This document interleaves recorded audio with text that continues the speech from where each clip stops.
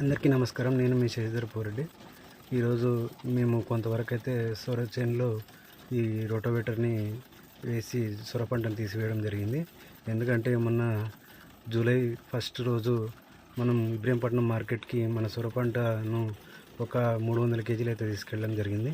అందులో ఒక 50 కేజీలు మాత్రమే అమ్ముడుపోయాయి. మిగిలిన అన్ని గోశాలకు కొన్ని ఊర్లో తీసుకొచ్చి పంచిపెట్టాము. వర్షాకాలం ప్రారంభమైంది కాబట్టి ఈ వర్షాలు పడడంతో ఈ సొర పంటకు నీళ్ళు మంచిగా ఉంటే పిందె కాపు బాగా నిలిచి మార్కెట్కి పంట అధికంగా రావడం అనేది అయితే జరిగింది.